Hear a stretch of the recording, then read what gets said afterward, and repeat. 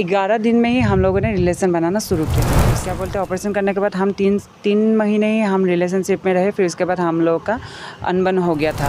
क्योंकि सोचा आपने? मैंने बोला हाँ। तो वो तुरंत आ गया था रूम पे, आके मुझे बोला क्या सोचा आपने? तो मैंने बोला ठीक है, मैं कहीं के लिए सुला दिया। तो मुझे थोड़ा थोड़ा याद है वो मेरे साथ मतलब गलत कर रहा था और अननेसेसरीली सेक्स कर लिया। फिर उसके बाद मैंने चिल्लाने के लिए कोशिश भी किया, तो उन्होंने मेरे मुँह पे हाथ डाल के मतलब दबा के रखा था। अभी भी मांग में ये सिंदूर पहनी हुई है।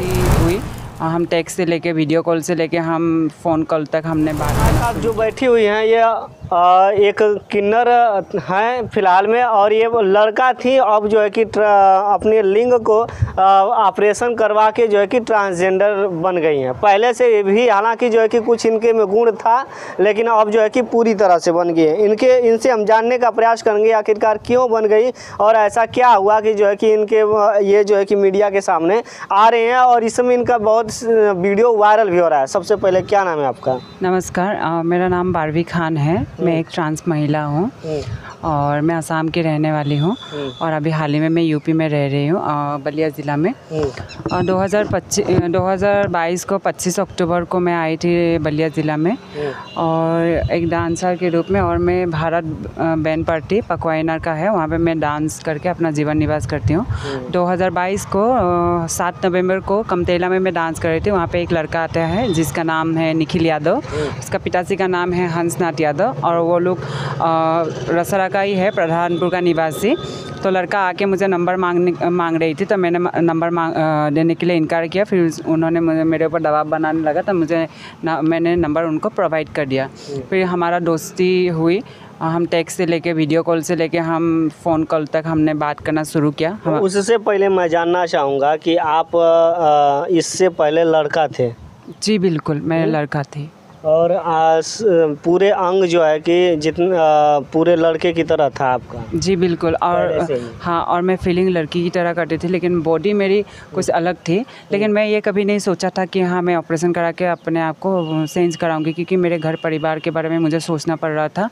और घर की मैं सबसे बड़ी हूँ और पूरे ख़ानदान का मैं ही बड़ी हूँ। और घर का जितना भी मतलब देखभाल करने का हो, मम्मी पापा का या घर का हो, मैं ही देखती थी। तो इसलिए मैं कभी भी मैं खुद देख रही हूँ ट्रांस वुमन को या किन्नर को क्या इज़्ज़त मिल रही है, तो कभी कहीं ना कहीं मैं अगर वो बन जाती तो मुझे भी वो इज़्ज़त नहीं मिलती। तो फाइनली कि मैं बन ही गई हूँ, अभी दर्द ठोकर खा रही हूँ।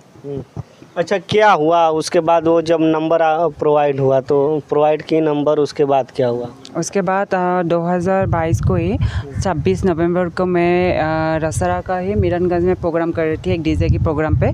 तो वहाँ पे वो लड़का आता है लगभग 9:30 बजे के करीब मेरे प्रोग्राम पे, और मेरा प्रोग्राम ख़त्म होता है 11:30 या 12 बजे तक आसपास ख़त्म हो जाती है। तो लड़का मुझे बोलने लगता है कि मैं रूम पे आपको छोड़ दूँगी। तो मैंने बोला कि नहीं, जो लाया है वही छोड़ देंगे, आप घर चले जाइए। तो वो बोले नहीं, मैं आपको उस समय छोड़ने की जब बात आई थी तो उस समय आप पूरे पक्के दोस्त हो गए थे? हाँ बिल्कुल, हाँ हम लोग बात कर रहे थे। उस समय बहुत अच्छा था, ऐसा नहीं है कि कुछ भी, मतलब बहुत अच्छा सही इंसान था। तो मैंने पूछा भैया को, भैया ने बोला कि आप सही सलामत अगर घर पहुंच जाते तो हमें कोई दिक्कत नहीं है। तो मैंने बोला ठीक है भैया, मैं जा रही हूँ उनके साथ, आप टेंशन मत लीजिए, मैं घर जाके आपको रूम पे जाके मैं आपको कॉल कर दूँगी। अच्छा, उस समय तक भी आप लड़के थे? जी बिल्कुल, हाँ उस समय मैं लड़का ही था। और फिर उसके बाद वो आया, फिर रूम पे बोला कि थोड़ा सा चाय पिला दीजिए, बहुत ठंडी लग रही है। और उस समय ठंडी का दिन था, तो मैं चाय बनाई। फिर उन्होंने बोला थोड़ा सा नमकीन भी निकालिए, तो नमकीन निकाला। हम दोनों एक साथ चाय पी रहे थे, तो पता नहीं अचानक से मुझे चक्कर आने लगा है, दुनिया घूम रही है, मेरा सर भारी भारी लग रहा है। तो मैंने उनको बोला था कि पता नहीं क्यों मुझे चक्कर आ रहे। तो उन्होंने बोला कि शायद आप ज़्यादा थक गए होंगे इसलिए आपको चक्कर आ रहे, तो आप आराम कर लीजिए। तो वो अपने हाथों से मुझे बेड पे सुला दिया।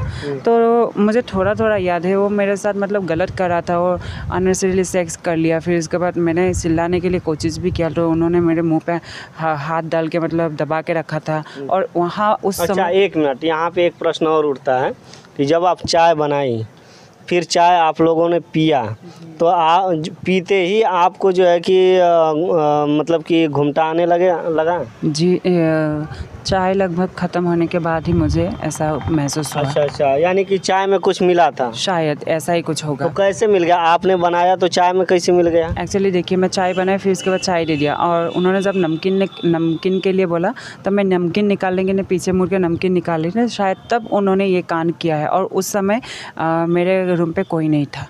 अच्छा, हाँ। तो कितने लोग रूम पे रहते थे आप लोग? हम दो ही रहते हैं, मेरी बहन और मैं रहती थी। और मेरी बहन भी उस दिन शायद क्या बोलते हैं, एक दोस्त के वहाँ रह गई थी, क्योंकि ये लड़का मेरे रूम पे आ गया था, तो इसलिए शायद उन्होंने सोचा कि ये रह जाएगी, इसलिए वो नहीं आए रूम पे। और लड़का सुबह तक मेरे पास है।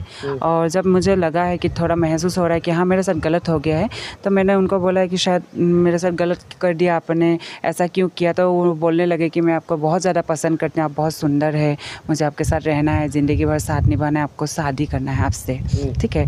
फिर उसके बाद मैंने बोला ठीक है, डजंट मैटर कि आप मुझे लाइक करते हैं, ये अलग तरीके से बोल सकते थे, तो हम आपस में मिलजुल के भी हम अपना फिजिकल रिलेशन बना सकते थे। तो बोले मुझे डर लगता था कि आप कुछ बोलना दे या कुछ करना दे, इसलिए मैंने ये कदम उठाया। तो मैंने बोला ठीक है, लेकिन मैं अनजान शहर से हूँ, मेरे साथ गलत है, मैं इसके खिलाफ मुकदमा दर्ज करूँगी। उन्होंने बोला कि मेरा ज़िंदगी चौपट हो जाएगी और मेरा घर परिवार का इज्जत रास्ते पे आ जाएगी, प्लीज़ ये सब मत करिए, मैं आपका साथ निभाऊंगी।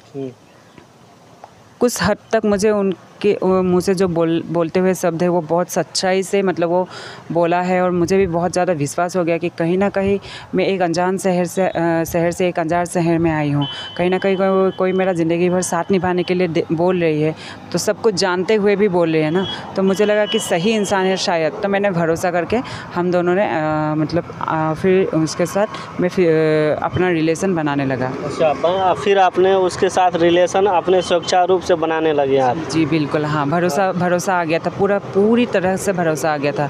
जब बातें कर रहे हैं, बहुत हद तक लड़का सही था, उसका जितना भी खर्चा वर्चा था मैं सब कुछ उठाई थी। फिर उसके बाद एक दिन क्या हुआ, वो आया, आके मुझे बोल रहा है कि आप अपना जेंडर चेंज करा लीजिए, हमें आगे बढ़ना है, आपको आपके साथ रहना है। तो मैंने बोला ठीक है, डजंट मैटर कि मैं क्या हूँ क्या नहीं हूँ, मैं चेंज करा लूँगी, आपके लिए मैं कुछ भी कर सकती हूँ। लेकिन आपको ये पता है ना, एक ट्रांस वुमन को या किन्नर को क्या लोग किस नज़र से देखते हैं, और अगर ये मैं कर लूँगी, मैं कहीं घर नहीं जा पाऊँगी, या दुनिया वाले मुझे कभी एक्सेप्ट नहीं करेगी, मुझे ठुकरा देगी। तो बोला कोई बात नहीं, दुनिया से क्या मतलब है, मैं हूँ ना, और अगर मेरे घर परिवार नहीं मानेंगे तो मैं और आप अलग से रहेंगे। मैंने ये भी बोला है कि मेरा बच्चा नहीं होगा, वो ये भी बोला है कि बहुत लेडीज़ का बच्चा नहीं होता है यहाँ पे। जी। जैसे कि जब आप लड़के थे, डांस कर रही थी आप, तो उस समय ये बाल अब इतना ही बड़ा था? जी इतना ही था। अच्छा, इतना ही था, यानी कि पूरा गुण जो है कि आप ट्रांसजेंडर की तरह आप में था। जी जी, मैं एक प्रोफेशनल मेकअप आर्टिस्ट हूँ। तो मेकअप आर्टिस्ट का ये होता है कि अपने आप को बना के रखते हैं, तभी जाके दूसरों को बना पाएंगे, वो यही है। तो मैं बोल रही हूँ ना, एक लड़की की तरह मेरे मन में फीलिंग था, लेकिन मेरी बॉडी पार्ट जो है वो कुछ अलग थी। लेकिन मैंने ये कभी नहीं सोचा था कि हाँ मैं एक ट्रांस वुमन बनूंगी या मैं किन्नर बन जाऊंगी, कभी नहीं सोचा था। तो हम लोगों ने ये सब बात जब बोल रहा था, तो मैंने ये सब बोला, तो उन्होंने बोला कि बहुत लेडीज़ का भी बच्चा नहीं होता है, तो उन लोग तो कहीं ना कहीं घर बचा के रह रही है, तो हम उनमें से आपको पकड़ लेंगे और हम अपना एक बच्चा अडॉप्ट कर लेंगे, जिसका माँ बाप नहीं है उसका माँ बाप मिल जाएगी, तो इससे ज़्यादा पुण्य का काम क्या हो सकता है। तो मैंने बोला बंदा इतना सही बोल रहे, इतना सच्चाई के साथ बोल रहे, कहीं ना कहीं बहुत सही है। तो हम लोगों ने मैंने उनको बोला कि मैं थोड़ा सा मुझे समय दे दीजिए, क्योंकि इसके लिए मुझे फिजिकली और मेंटली फिट होना पड़ेगा। तो उन्होंने बोला ठीक है, आप समय ले लीजिए। तो नेक्स्ट डे उन्होंने फ़ोन किया और मुझे बोला कुछ सोचा आपने? मैंने बोला हाँ। तो वो तुरंत आ गया था रूम पे, आके मुझे बोला क्या सोचा आपने? तो मैंने बोला ठीक है, मैं करने के लिए रेडी हूँ, आप ज़िंदगी भर साथ निभाएंगे ना? उन्होंने बोला ऑफ कोर्स, मैं क्यों बोल रही हूँ आपको, आपका ज़िंदगी बर्बाद करने के लिए जा रही हो, आपका ज़िंदगी चेंज हो जाएगी, तो मैं आपका साथ निभाऊंगी, नहीं निभाऊंगी तो कौन निभाएगी। तो हम लोगों ने डिसाइड किया कि मार्च महीने में मेरा लगन ख़त्म हो जाएगी और क्या बोलते हैं 1 महीने का गैप रहेगी, खरवास रहेगी, तो उसी में हम ऑपरेशन करा के और 1 महीने में ठीक हो जाऊंगी। तो मैं मार्च को 16 तारीख को मेपल केयर हॉस्पिटल, दिल्ली में एक प्राइवेट हॉस्पिटल है, वहाँ पे जाके मैंने ऑपरेशन करा लिया। 2 लाख रुपये मेरा खर्चा हो गया। तो आके उन्होंने मुझे 20 दिन के अंदर उन्होंने मेरा मांग भर दिया, सिंदूर दे दिया मेरे मांग में। फिर उसके बाद 20 दिन के अंदर में? जी, ऑपरेशन करने के बाद फिर उसके बाद उन्होंने फिर से मुझे दबाव डालने लगा कि मेरा एक लास्ट ऑपरेशन है, उनको कराने के लिए दबाव डालने लगा। तो मैंने बोला हाल ही में मेरा 1.5 महीना हुआ है, अभी कुछ नहीं हो पाएगी क्योंकि मैं मेंटली और फिजिकली फिट नहीं, आप खुद देख लीजिए मैं क्या थी और क्या बन गई हूँ। तो उन्होंने बोला आप एक बार डॉक्टर से पूछ लीजिए। मैंने पूछा भी था डॉक्टर से और कहीं लोगों से भी मैंने राय लिया था, तो नहीं 6 मंथ और 1 ईयर जब तक नहीं हो जाते तब तक आप दूसरा ऑपरेशन नहीं कर पाएंगे। डॉक्टर ने भी बोला कहीं ना कहीं जान को खतरा है। तो मैंने बोला ठीक है। तो उनको मैंने बोला तो उन्होंने बोला ठीक है, तो हम साल भर और 6 मंथ हम रुक जाते हैं। तो फिर से हम लोग वही अच्छे से हम लोग का रिलेशन चलने लगा। फिर यानी कि 20 दिन के बाद आप वापस फिर यहाँ पे आ गई वहाँ से? नहीं, मैं वहाँ से दिल्ली से 1 दिन में ही आ गया था। अच्छा, दूसरे के दिन ही आ गए? जी बिल्कुल, हाँ। अच्छा, तो ऑपरेशन करने के बाद फिर कब तक आप सही हुई, उसके बाद फिर रिलेशनशिप कैसे बना आप? देखिए सही तो कभी नहीं होता है। 1 साल जब तक नहीं होते तब तक आपका कभी सही नहीं होता। कहीं ना कहीं अभी भी मैं दर्द में ही हूँ और उस समय तो मैं नया था, तभी भी मैं दर्द में ही थी। तो हम लोग क्या बोलते हैं, ऑपरेशन करने के बाद हम 3 महीने ही हम रिलेशनशिप में रहे। फिर उसके बाद हम लोग का अनबन हो गया था क्योंकि उनके जैसे कि जब ऑपरेशन हुआ उसके बाद कितने दिनों के बाद आपका रिलेशनशिप हुआ? फिर 11 डेज़। 11 दिनों के बाद फिर से आप जो है कि मतलब संबंध बनाना लगे? जी बिल्कुल, हाँ। उनसे मैंने मिला था और एक रूम पे, वहाँ पे उन्होंने मुझे बोला कि कैसा बना है, क्या बना है, दिखाइए। तो मैंने दिखाया था। तो उस समय मुझे पेन भी हो रहा था, तो उन्होंने मेरे साथ रिलेशन बनाने लगा। तभी भी मैं दर्द सहन करने के लिए मतलब सहन किया क्योंकि उनके लिए मैंने ये सब करके आई हूँ। कहीं ना कहीं उसके मुँह पे बहुत ज़्यादा मन में खुशी थी कि हाँ ये सही तरीके से बन गया है और अभी वो मेरा है। वो बोला भी था ये कि आप बहुत अच्छे से बन गए और अभी कोई कमी नहीं है, बहुत सुंदर लग रहे हैं। तो 11 दिन में ही हम लोगों ने रिलेशन बनाना शुरू किया था फिर से। फिर 31 मई को वो आके मुझे बोल रहा है कि घर परिवार को पता चल गया है, कहीं ना कहीं मैं आपका साथ नहीं निभा पाऊँगी। कितना दिनों के बाद? 3 महीना हो गया था ऑपरेशन करने के बाद। 31 मई को, इससे 2022 को वो आके मुझे बोला कि घर परिवार को पता चल गया और कहीं ना कहीं मैं आगे नहीं बढ़ पाऊँगी। तो मैंने बोला ठीक है, आप क्या सोच रहे हैं वो बताइए। तो बोल रहा कि आपको मैं छोड़ रही हूँ और मैं आपका साथ नहीं निभा पाऊँगी। मैं उस समय बहुत ज़्यादा हर्ट हो गए थे, मैं इतना रोया था। उनको बोला कि मैं घर परिवार, पूरा ख़ानदान, मेरा पूरा ज़िंदगी चौपट हो गया है, पूरा ज़िंदगी बर्बाद हो गया है, कोई नहीं है आज आपके लिए मैंने ये सब कर लिया। आज आप मुझे रास्ते में ला के बोल रहे कि इसी रास्ते से आपको जाना है और यही आपका रास्ता है, ऐसे कैसे? तो बोला मुझे कुछ नहीं पता है, मेरे मम्मी पापा को मैं दुख नहीं पहुंचाना चाहती हूँ। तो मैंने बोला कि आपके मम्मी पापा मेरे मम्मी पापा कुछ नहीं है। जो अपने माँ बाप को मैंने खो दिया, जो अपनी माँ को ममता को मैंने उजाड़ दिया, आपने मेरा ज़िंदगी बर्बाद कर दिया, उसका क्या? तो उन्होंने बोला कि आप देख लीजिए आगे, मुझे कुछ नहीं सोचना है और इसके बारे में मुझे बात नहीं करना है।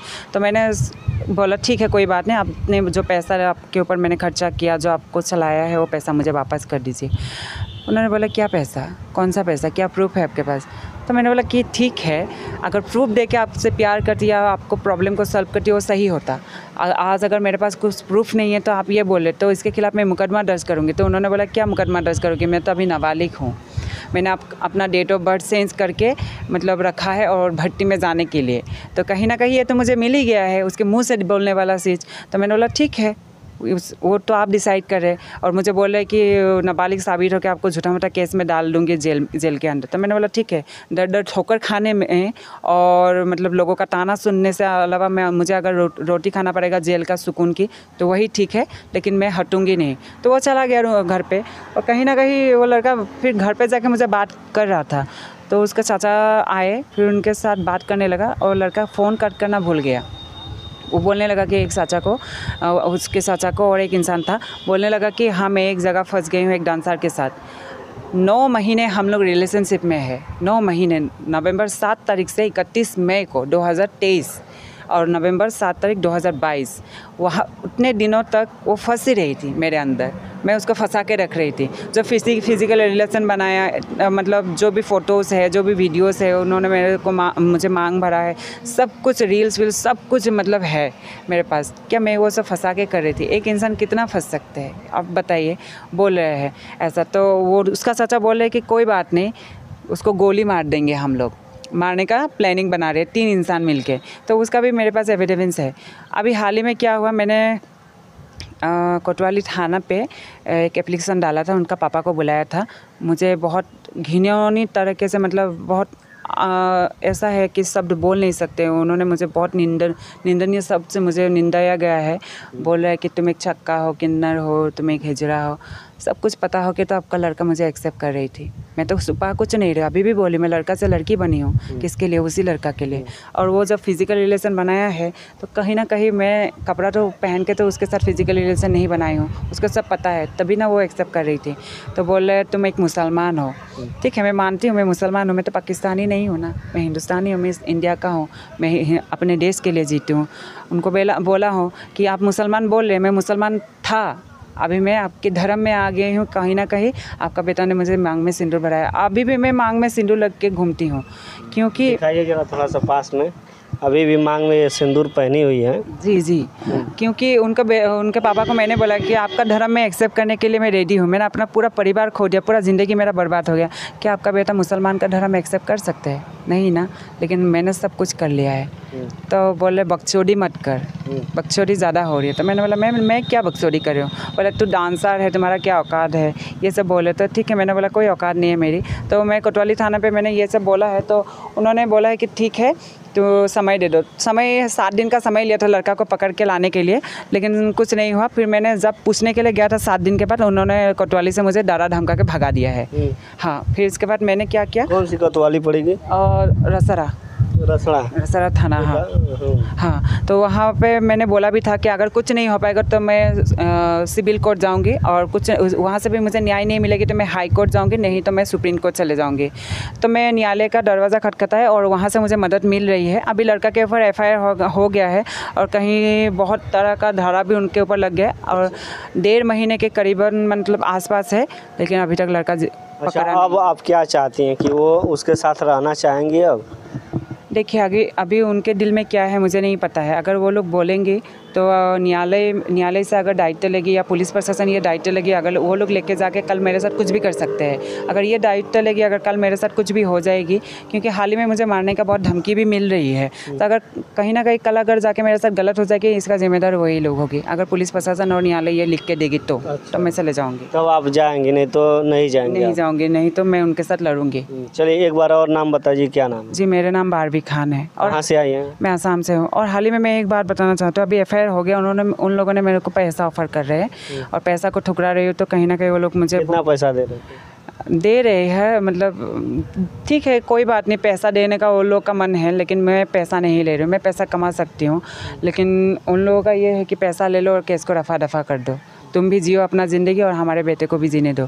ठीक है, मैं जीने दे दूँगी, लेकिन मेरा जब मैं पैसा ले लूँगी वो मेरा ज़िंदगी वापस तो नहीं आ जाएगी। मेरी मम्मी पापा का जो इज्जत चला गया तो वापस नहीं आएगी। और हाल ही में इतना लोग आ रहे हैं मुझे मतलब धमकी दे रहे हैं मारने के लिए, ये वो, मतलब पैसा ले लो नहीं तो तुमको मरवा देगी, तो तुम क्या करोगे? और मुझे ये भी सुनने में आए हैं कि वो लोग मुझे कहीं ना कहीं अकेले मिलेगी तो मुझे मेरा मोबाइल लेके फेंक देगी और मुझे कहीं ना कहीं गायब कर देगी और मरवा देगी। तो कहाँ तक मतलब मेरा जो एविडेंस है वो छुपा देगी। मैंने इतने जगह एविडेंस रखा है ना, अगर कल मैं मर भी जाऊंगी तो तभी लड़ने के लिए कोई है। अगर कल मेरे को मौत आ जाएगी ना, इसका जिम्मेदारी पुलिस प्रशासन होंगे पहले, दूसरा लड़का होगा और तीसरा उसके घर परिवार होगा। आज देखिए पूरे परिवार मेरे ऊपर हावी हो रहे, कहीं ना कहीं मुझे बर्बाद करने में, और मेरा पैसा जो लूटा है उन लोगों ने, कहीं ना कहीं सब लोगों का हाथ है इस सब।